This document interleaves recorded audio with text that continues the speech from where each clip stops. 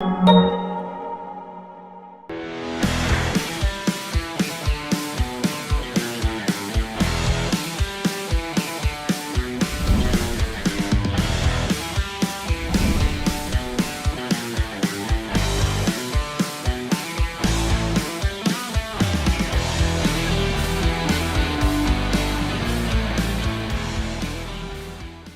everyone. Welcome to IAB There, our weekly live stream in which we connect the digital advertising ecosystem. My name is Eric John. I'm the Vice President of the Media Center here at IAB.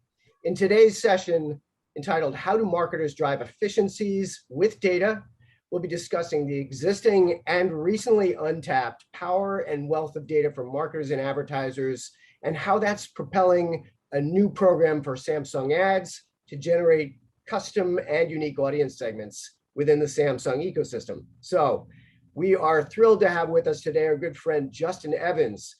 He's Global Head of Analytics and Insights at Samsung Ads. Justin and his team helps their clients on 3 different continents understand the emerging TV ecosystem and achieve better performance across their linear TV, OTT/CTV, digital and mobile inventory. Justin leads a cross-center video and TV innovation team. Prior to that, and prior to Samsung, he was VP of Data Strategy at Comcast Spotlight and Effective, where he led the transformation of a $2.5 billion local TV business to an audience and attribution-focused offering. So, Justin, great to see you. I am excited for this conversation. It is super timely. We talk so much about the growth of the CTV space, the streaming space, and how to understand audiences and how they're shifting between platforms. You have some new partners that you're working with and through. I thought we could open up with a question our viewers are probably going to be bringing to the table, which is, if they're a buyer or brand, what is the opportunity for them to work with a platform like Samsung and with some of the partners that you're bringing to bear with with your partnership program?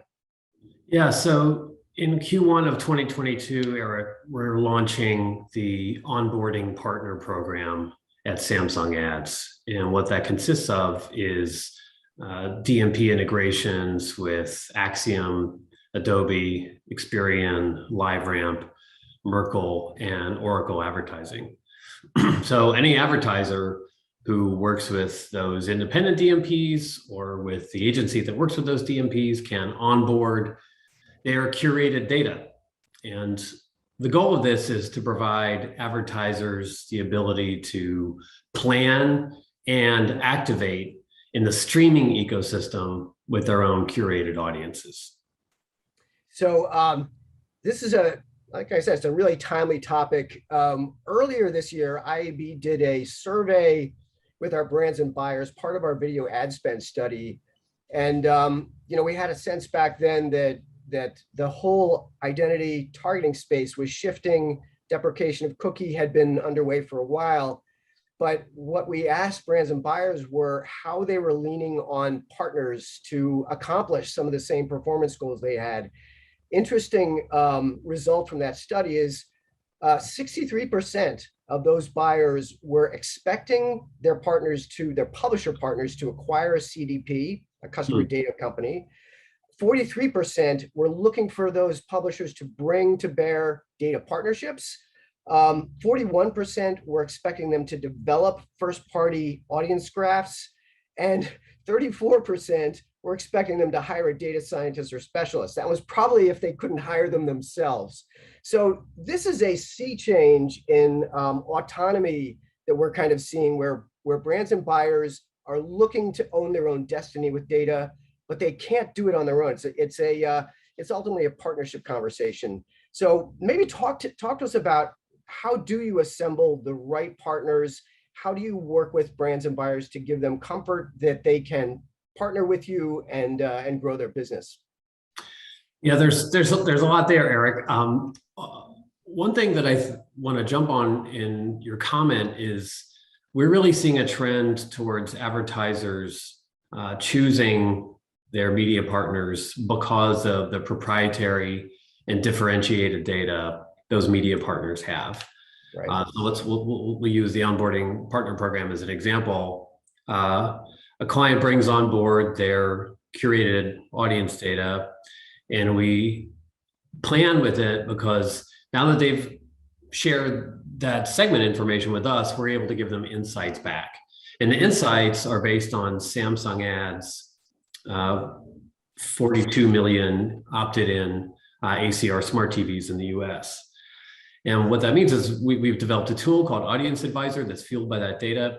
And what the Audience Advisor does is it kind of sheds a light on the streaming ecosystem, which brings up another topic of like, it's very urgent for clients to be in the streaming ecosystem now because so much of the TV viewing is moving there. It's an important avenue to reach your customer. So when they get Audience Advisor, which is based on our data, we're able to show them, hey, this audience that you've invested in, that you've put in all that sweat with the data science and the data lake and so forth, and you've chosen this audience, how much time do they spend streaming?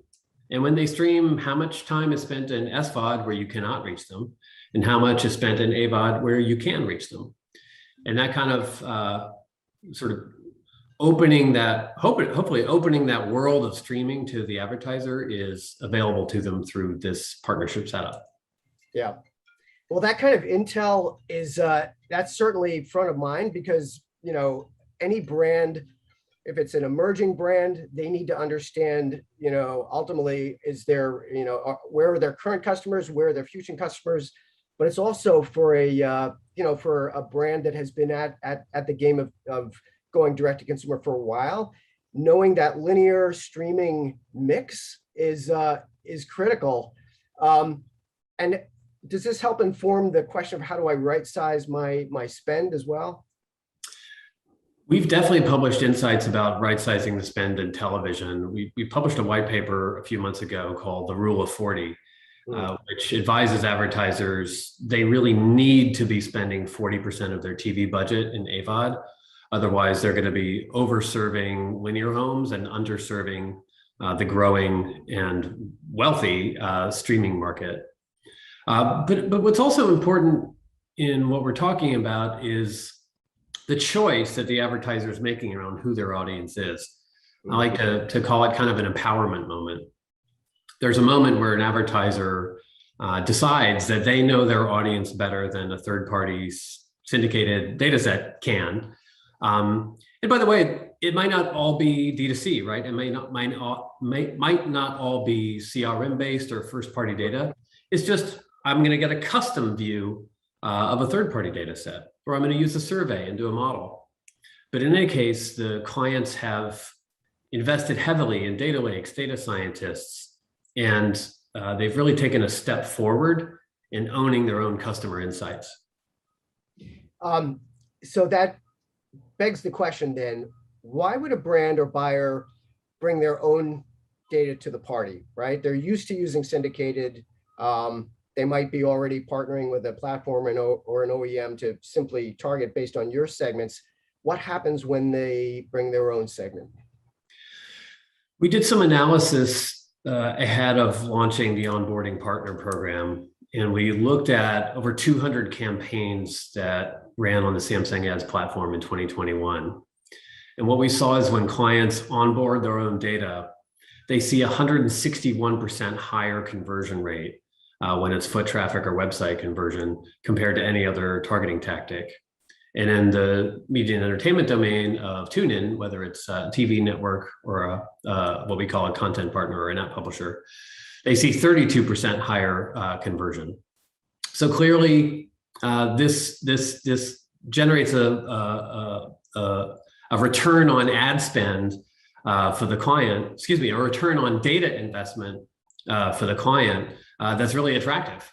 And we think it's the start of a virtuous cycle where the customer shows loyalty, that gives the advertiser insight. The advertiser is then able to put that insight to work in the advertising ecosystem and sell more stuff. Yeah. One thing we like to do with this show is give folks watching stuff they can use immediately, put to work right away in their shop. Having a whole group of partners that brands and buyers can work with and through, and then to leverage, your insights and understand audience. That's an amazing opportunity. But what does it mean from a, I guess, a transactional perspective, right? What guidance would you give to a brand or a buyer about how to get their house in order around how they contract with some of those partners, in contract with you? Is it a new era of kind of terms and conditions around data? Well, the client first needs to have the empowerment moment of deciding that they are going to really own their customer insights and put those insights in a place, in a database where they can deploy it for marketing purposes. That's the key first step. Yeah. After that, and they've chosen a DMP or a clean room, it's really an opportunity to push it out into the ecosystem. At that point, for us, it's really about two of the criteria, or one of the criteria that I mentioned before and one new one. The criteria I mentioned before is working with a partner who has proprietary data that can help your data investment be enhanced even further and enhance that return on data investment. The second is, of course, scale. So when you choose a partner that has a lot of scale in the ecosystem they participate in, that's an advantage, and it means you're getting more leverage out of that integration point. What would you say, and this kind of harks back to your career and working with clients and data, what's the state of maturity, would you say, in terms of the buying community in understanding this onboarding opportunity, in owning their own insights? Any examples of clients you've worked with who have gotten the aha or haven't? And what's the lessons there? Education. Yeah, in the sort of before and after picture, there's an experience that sort of burned on my memory. I was at a client's headquarters some years ago, and we were talking about targeting and data and audiences. And I asked the client, I said, you've got one of the largest and most successful loyalty programs in your industry.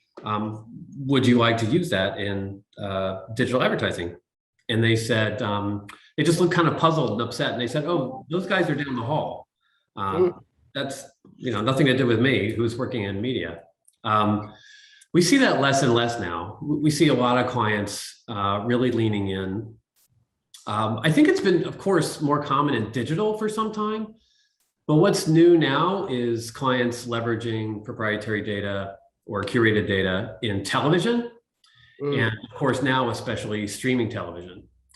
One of the great opportunities associated with Audience Advisor is it's helping clients kind of take the mystery out of the streaming ecosystem. If I can see metrics, if I can see my audience, if I can see, how many apps or how many hours a day my audience is using, it kind of takes that opaqueness out of it, and that makes them more willing to invest. Yeah. So that's an amazing story. Yeah, it's the good news about as technology evolves and even digital, the march towards digital continues. You've got silos. There's opportunities to break them down. There's opportunities. I mean, you see more CMOs who really have data backgrounds. There's chief data officers as well as marketing officers. What would you hope to see kind of in this going into 2022? For the space, for the opportunity around streaming, if there was kind of a best practice around a brand that hasn't stuck their toe yet in streaming, what would that be? Well, clients, as I mentioned, really need the comfort. They really need to have transparency of their data, and they should be able to put their data to work in any platform they choose. So I think, in terms, you asked before about the maturity curve, I'd say we're kind of at the 45% mark. There's still a lot of marketers that need to kind of grab onto that sense of empowerment and to comprehensively and consistently choose partners that are going to be able to deploy for them across every ecosystem they want to be successful in, where they want to have a voice. Yeah. Entertainment, and that stat that you shared around performance for anyone that's leveraging audience data. What are the metrics? What are the KPIs that you're seeing coming, to the fore? Because understanding their customer and what actually happens after they run, what's that? Is streaming kind of becoming a forcing function for performance orientation in TV. What's the KPI landscape look like? Yeah, we see entertainment clients be very acquisition oriented. It's really classic it's marketing 101: acquisition, retention, effectively cross-sell, and conquesting. So it's really for them about a combination of what data worked, what tactic worked, how many days before my launch that I need to start the ad campaign. Did I just do the launch, or did I do sustaining? Did I do an overwhelming kind of 24 hours before the event, or do I start 2 weeks beforehand? All of this is being scientifically examined by the client to find every inch of advantage, because we're seeing one of the most competitive marketing environments that I can remember when it comes to acquiring subscribers and audiences in streaming. It's really fascinating to watch. Yeah, it's tune in, it's app, installs. It's truly, a landscape. It's a viewer's banquet of content. Yeah, and that makes it a real challenge. So speaking of we're almost, as people are watching this, it's going to be the new year, but we're coming into the holidays now.